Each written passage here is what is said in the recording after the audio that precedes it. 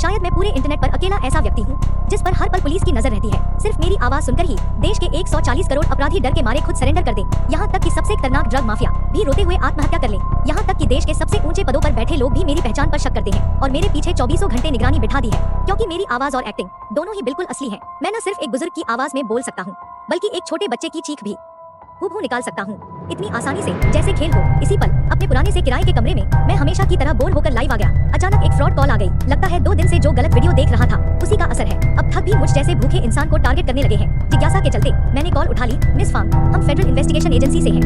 हम इंटरपोल के साथ मिलकर एक बड़े ड्रग तस्करी केस की जाँच कर रहे हैं। आपके पार्सल से बड़ी मात्रा में सफेद पाउडर बरामद हुआ है। हम आपको इंटरनेशनल क्राइम से जुड़ा मानते हैं, कृपया जांच में सहयोग करें। लेकिन तभी मेरे दिमाग में एक आवाज गूंजी, super live stream system binding सफल। अब अगर होस्ट ज्यादा ध्यान खींचेगा तो सिस्टम की दुकान से तरह तरह की चीजें और स्किल्स खरीद सकता है। अभी अभी होस्ट को मिला है एक शुरुआती स्किल, हर किसी की आवाज की नकल करने की ताकत, और साथ में ये क्षमता कि सुनने वाला खुद को उसी माहौल में महसूस करेगा। कुछ और नोटिफिकेशन टोन बजे। मैं थोड़ी देर के लिए ठहर गया, मतलब बस ध्यान आकर्षित करना है और स्किल्स मिल जाएंगी। पर समस्या ये है, मेरी स्ट्रीम में कौन ध्यान देगा। मैंने एक नजर लाइव स्क्रीन पर डाली। ओ भाई, अब तो ये स्कैमर्स भी निर्दयी हो गए हैं। छोटे मोटे स्ट्रगलर स्ट्रीमर को भी नहीं छोड़ते, पर इतने में ही लाइव स्ट्रीम में अचानक 20 लोग जुड़ गए। मुझे लगा जैसे मैंने वायरल होने का फॉर्मूला खोज लिया हो। मिस फांग, कृपया जांच में सहयोग करें। ये मामला 2 देशों के बीच के कूटनीतिक रिश्तों को गंभीर रूप से प्रभावित कर सकता है। इसका अंतर्राष्ट्रीय स्तर पर भी बेहद बुरा असर पड़ेगा। मैं कुछ पल चुप रही, जिससे उस स्कैमर को यकीन हो गया कि मैं डर चुकी हूँ। उसकी एक्टिंग अब और ज्यादा आक्रामक हो गई थी।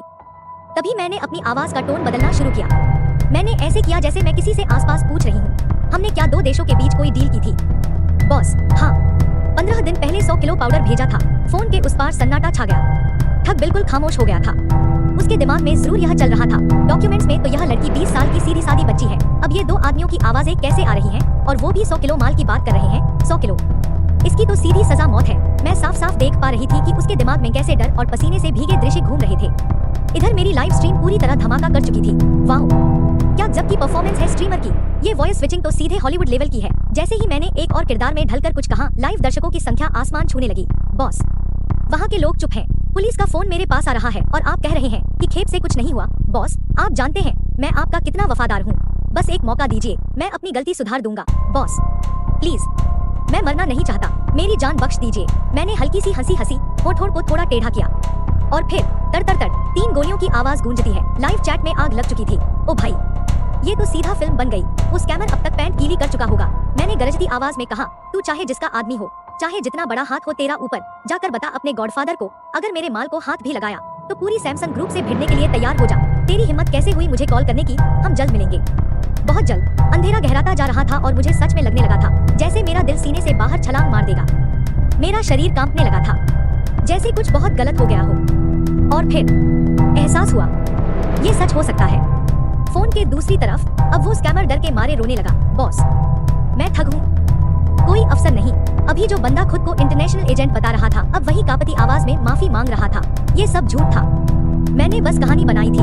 मैंने आवाज बदली, फिर बोली, बॉस, कॉल ट्रेस हो गया है, हमारी टीम एक्टिव है। अब वो बुरी तरह घबरा गया। बॉस माफ करो, मैं कुछ नहीं जानता, सब फ्रॉड है, आपका माल सही सलामत है। वो अब टूट चुका था, फोन पर ही जोर जोर से रोने लगा। बॉस, लोकेशन कंफर्म है, ऑर्डर दे दीजिए जहां हो। कल सुबह से पहले उसका काम खत्म होना चाहिए। मैं खुद लाश देखना चाहता हूँ। वो कुछ बोलने ही वाला था, लेकिन कॉल मैं पहले ही काट चुकी थी।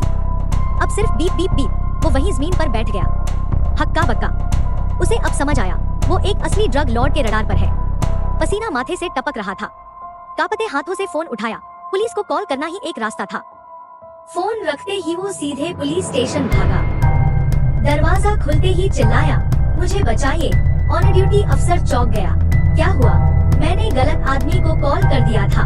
मैंने उसे धोखा देने की कोशिश की, अब वो मुझे मारने आ रहा है। पुलिस वाले ने उसे बैठाया, पानी दिया। शांत हो जाइए, बताइए क्या हुआ?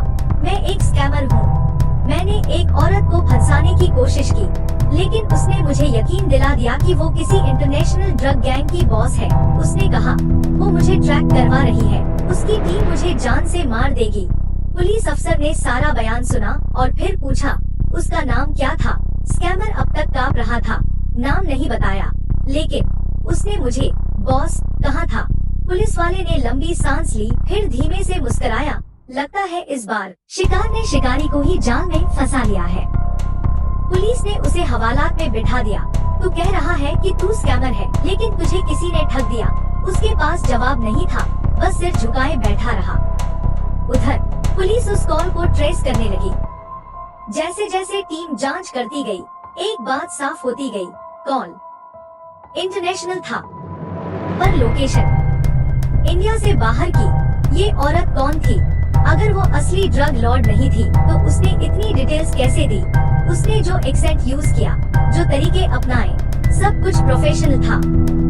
एक अफसर ने कहा, लगता है कोई पुराना शिकार था, जिसे इस बार बिल्कुल सही मौका मिला पलटवार करने का।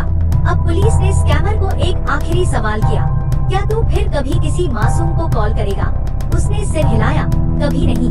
अब मैं खुद समझ गया हूँ डर क्या होता है। उस रात उसने पहली बार नींद की गोलियां ली, लेकिन नींद नहीं आई। हर बार आंख बंद करता उसकी आवाज गूंजती, मैं देख रही हूँ, तेरी हर हरकत पे नजर है। डर उसके जिस्म में इस कदर उतर चुका था कि फोन की रिंग भी अब चीख सी लगती। अगले दिन वो फोन ऑफ करके बैठ गया, लेकिन दरवाजे पर एक हल्की दस्तक हुई। कौन है? कोई जवाब नहीं। फिर से दस्तक। वो कांपता हुआ उठा, दरवाजा खोला, कोई नहीं था, पर जमीन पर एक लिफाफा पड़ा था। धीरे से उठाया, खोला, अंदर बस एक लाइन लिखी थी, तेरी कहानी अब शुरू हुई है। अब वो सिर्फ डर में नहीं जी रहा था, कहानी में जी रहा था। हर दिन, हर रात वो महसूस करता कि कहीं से कोई उसे देख रहा है। वो कैमरे छिपाकर देखने लगा, हर वक्त अपनी रिकॉर्डिंग चेक करता, लेकिन कुछ भी नजर नहीं आता। फिर भी उसे यकीन था, मैं अकेला नहीं हूँ।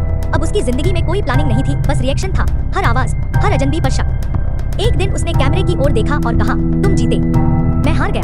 अब मैं वही बन चुका हूँ जिन्हें मैं डराया करता था। अब मैं शिकार हूँ।